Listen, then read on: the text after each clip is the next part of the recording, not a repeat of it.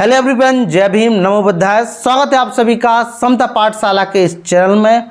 और आज हमारे पास एक नई किताब है। पुस्तक का नाम है यदि बाबा ना होते। पुस्तक के लेखक हैं डॉक्टर भदंत आनंद कौशल्यान, जो कि प्रसिद्ध लेखक और बौद्ध भिक्षु थे। और उन्होंने खासकर डॉक्टर बाबा साहब अम्बेडकर की काफ़ी पुस्तकों का ट्रांसलेशन किया है। और ये जो पुस्तक है इसके लेखक वही हैं। और इस पुस्तक के बारे में बताना चाहूँगा तो यह पुस्तक 2015 का संस्करण है। साथ ही साथ इस पुस्तक में डॉक्टर बाबा साहब अम्बेडकर की कुछ 24 या 25 कहानियाँ, उनसे जीवन से रिलेटेड जो महत्वपूर्ण जो कहानियाँ हम बोल सकते हैं वो है। और पुस्तक काफ़ी छोटी है और ये 45 रुपीज़ की है। तो इसका मैं पहला संस्करण मतलब पहला पाठ है उसको मैं अध्ययन करूंगा और पढ़ूंगा, पढ़ाने का प्रयास करूंगा। तो पुस्तक शुरुआत से करते हैं और इसके लगभग 25 से 30 पार्ट बनेंगे। तो इसका भी मैं एक डिफरेंट प्लेलिस्ट बना कर रखूँगा। मेरा प्रयास है डॉक्टर बाबा साहब अम्बेडकर की जो पुस्तकें हैं, जो उनका लेख है, साहित्य है तथा अन्य महापुरुष जो हुए हैं उनका जो अध्ययन है उन आपके बीच में ला पाऊँ, यह इस चैनल का उद्देश्य है। तो स्टार्ट करते हैं। तो लिखते हैं इस पुस्तक का जो मतलब स्टार्टिंग है। तो हर पुस्तक के लिखे जाने की एक कहानी होती है। जिस पुस्तक में लिखे जाने की कोई कहानी ना हो वह पुस्तक नहीं लिखी जानी चाहिए। ये लेख है डॉक्टर भदंत आनंद कौशल्यान जी का है। आगे लिखते हैं, मैं किसी काम से दिल्ली गया था। वहाँ कम्युनिस्ट पार्टी के महामंत्री श्री डोंगे के अकस्मात भेंट हुई।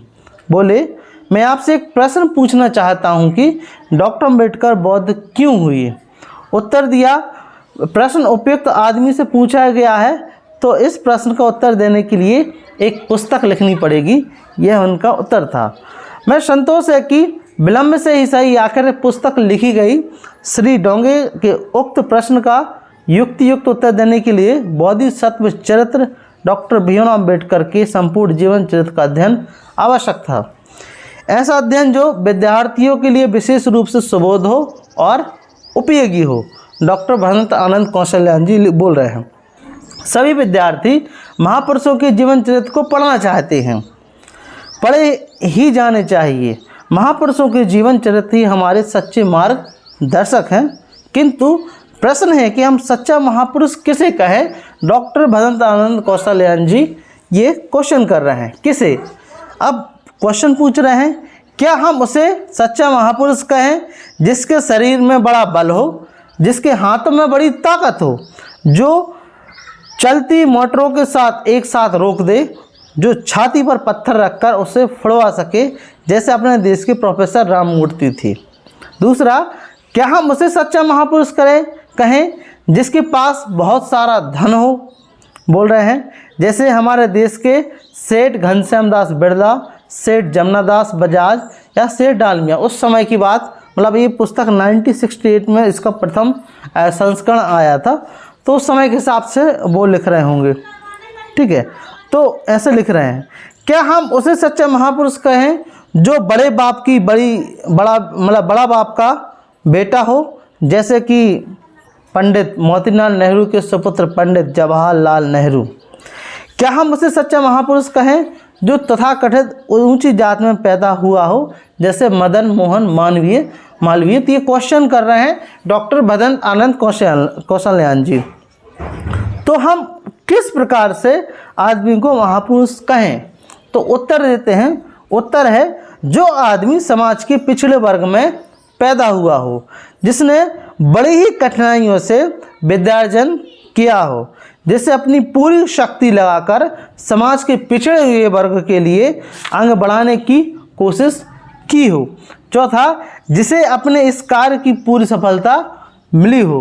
पांचवा, जिसे समाज के उस अंग की भी सेवा करने की कोशिश की हो जिसने उसे ठुकराया हो। छठवा, भारतवर्ष का विधान बनाने जैसा महत्वपूर्ण महान कार्य संपन्न किया हो और जिसने बहुसंख्यक भारत जनता के लिए बौद्ध धम्म संघ की शरण करने का रास्ता खोल दिया हो। ऐसे एक सच्चे महापुरुष जो यशोगाथा है, देश विदेश में ना जाने कितने लोग उस महापुरुष के व्यक्तित्व से प्रभावित हुए हैं, उसका नाम था डॉक्टर भीमराव अंबेडकर। लोग इन्हें सादा स्नेह से और भक्ति से कहते हैं केवल बाबा साहब। किसी भी कृति का पाठकों के हाथ तक पहुंचाना अब एक शुभचिंतकों के सहयोग से होता है। डॉक्टर भरत कौशल्यान जी बोल रहे हैं। यह पुस्तक भी संभवतः अभी अप्रकाशित ही रहती यदि इसे श्री कुमारे साहब, श्री झुल झेले साहब और श्री गणर साहब का उदार सहयोग ना होता। आगे लिखते हैं, यह तो ही नहीं हो सकता यदि बाबा ना होते, इन महानुभावों का सहयोग प्राप्त ना होता। भिक्षु मेधवंकर मतलब उनके सहयोगी हैं, उनको धन्यवाद दे रहे हैं। लिखाई का आरंभ होने के दिन से ही प्राप्त रहा है और वह इतने अधिक अपने उनके प्रति आभार प्रकट करूं। राष्ट्रभाषा प्रचार समिति का प्रेस भी इतने थोड़े समय में पुस्तक का मुद्रण कर देने के लिए विशेष धन्यवाद पात्र है। पुस्तक का समस्त आय भिक्षु निवास को सादर समर्पित है। ये बोल डॉक्टर भरत कौशल्यान जी का है, 21/1/1968। तो ये पुस्तक 1968 में लिखी गई थी और इसका जो संस्करण है जिस मेरे पास है ये 2015 का है। तो पहला इसका 14वां रत्न, तो इसका पहला अध्याय जो हम बोल सकते हैं, वैसे तो यह इसमें नहीं लिखा है लेकिन इसमें मुख्य जो कहानियाँ हैं हम बोल सकते हैं। तो इसका पहला अध्याय हम देख सकते हैं 14वां रत्न। तो यहाँ से कहानी स्टार्ट होती है और क्या लिखते हैं कि अपने प्रदेश में जो कुल 16 राज्य हैं, तो हो सकता है 1968 में, मुझे ज़्यादा नॉलेज नहीं है, तो 16 राज्य हों जिनमें जनसंख्या के हिसाब से पहला स्थान है उत्तर प्रदेश, दूसरा है बिहार, तीसरा है महाराष्ट्र। उत्तर प्रदेश की जनसंख्या सबसे अधिक है, 7,37,00,000 के ऊपर, और महाराष्ट्र की भी कुछ कम नहीं, लगभग 4 करोड़।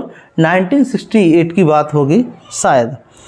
महाराष्ट्र को महाराष्ट्र क्यों कहते हैं, इसके बारे में विद्वानों में मतभेद है। लगता है पुराने समय में इस प्रदेश का कुछ दूसरा ही नाम था।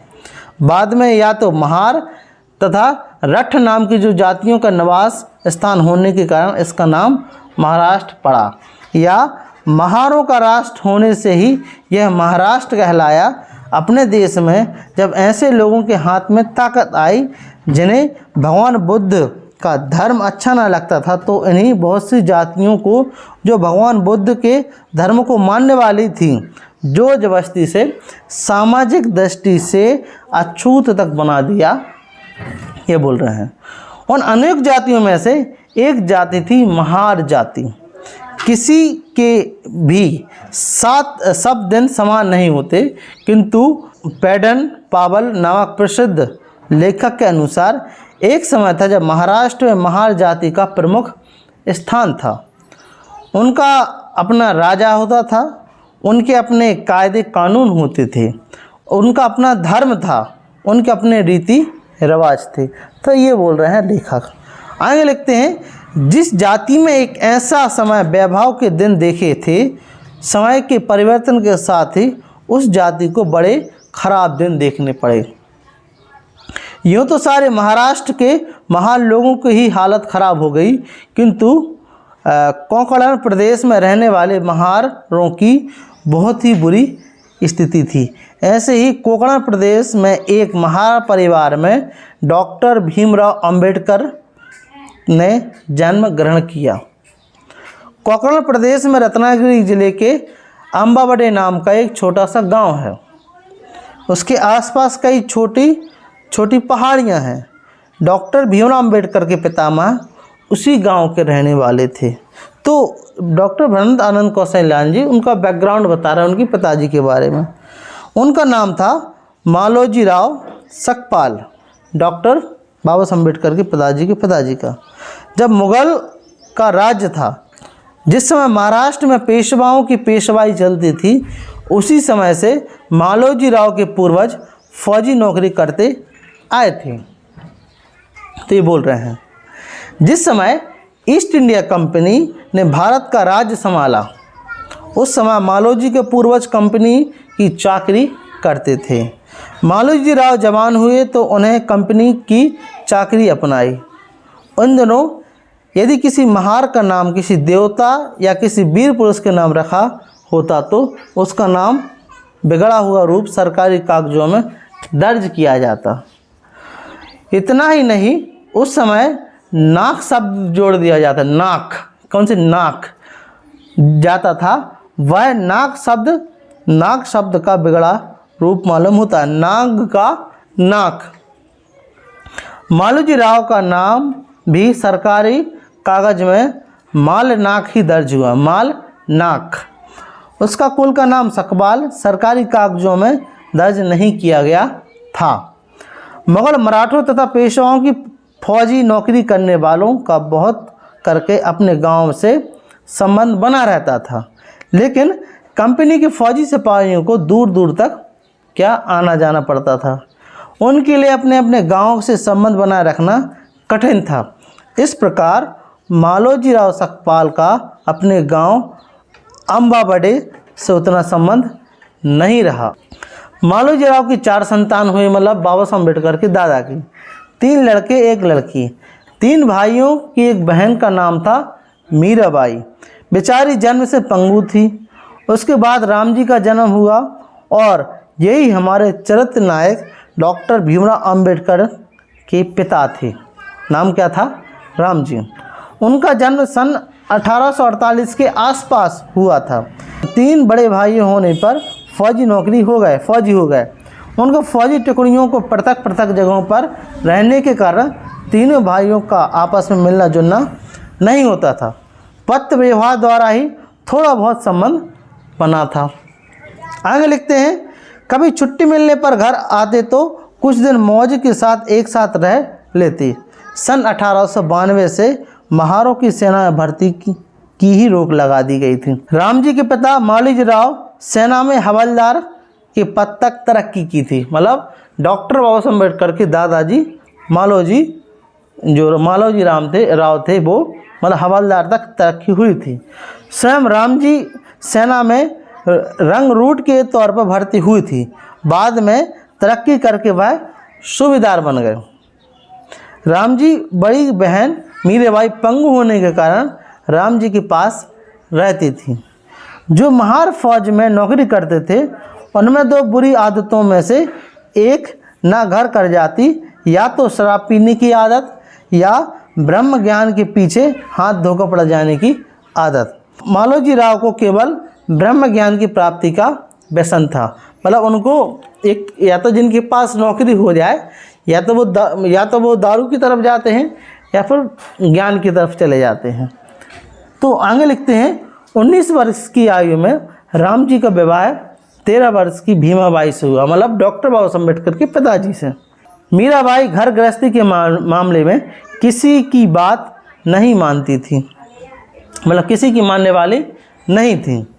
उसे जो कुछ ठीक लगता वही करने वाली थी। आगे लिखते हैं, सन 1891 तक राम जी और भीमाबाई की 14 संतानें हुई। हमारे चरित्र नायक भीम ही अंतिम संतान थे। वे विनोद में कभी कभी कह दिया करते थे कि मैं अपने माता पिता का 14वां रत्न हूँ। जिस दिन उनका जन्म हुआ था वह 14 अप्रैल 1891 का पुण्य दिवस था। आगे लिखते हैं, अपने पिता मालोजी राव की तरह राम जी भी धार्मिक प्रवृत्ति के थे। पहले वह रामानंद को मानने वाले थे, बाद में सेना से छुट्टी मिल जाने पर कबीरपंथी बन गए। शराब वह कभी ना पीते थे और मांस भी खाना छोड़ दिया था। मतलब शराब तो पीते ही नहीं थे, मांस भी खाना छोड़ दिया। शाम सवेरे नियम से पूजा पाठ करते। परिवार के सभी छोटे बड़ों के लिए उस पूजा पाठ में शामिल होना आवश्यक था। भीमराव अंबेडकर को बड़े होने पर अपने बचपन का यह अनुभव कभी नहीं भूला। वे कहते हैं, हमारा परिवार गरीब था किंतु उसका वातावरण एक सुशिक्षित परिवार का सा था। हमने पढ़ने लिखने का शौक़ पैदा हो और हमारा जीवन उन्नत हो, हमारे पिताजी को बराबर चिंता रहती थी। भोजन करने से पहले वह हमसे पूजा स्थान में भजन प्रार्थना अवश्य करवाते थे।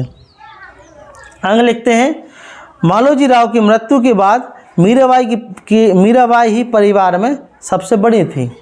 डॉक्टर अंबेडकर की माता भीमाबाई अपनी पंगु ननद मीराबाई की सेवा का खास ख्याल रखती थी। मीराबाई शांत और गंभीर स्वभाव की समझदार स्त्री थी। छोटे बड़े सभी इस बात का ध्यान रखते थे कि उन्हें किसी तरह का कष्ट ना हो। मीराबाई और भीमराव का माता भीमाबाई दोनों भीमराव को प्यार से विवाह कहकर पुकारती थी। तो ये पहला अध्याय था जिसमें हमने देखा कि डॉक्टर अंबेडकर के उनके पिताजी के बारे में और दादाजी के बारे में।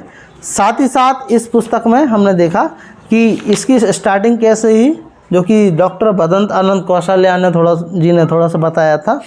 उसके बाद नेक्स्ट हम चर्चा करेंगे जो कि इसमें है मैं तेरे बाल बना देती हूँ। तो ये एक घटना है। तो ये लगभग इसमें 24 से 25 घटनाएं हैं डॉक्टर बाबा साहब अम्बेडकर की प्रमुख, और नाम है यदि बाबा ना होते।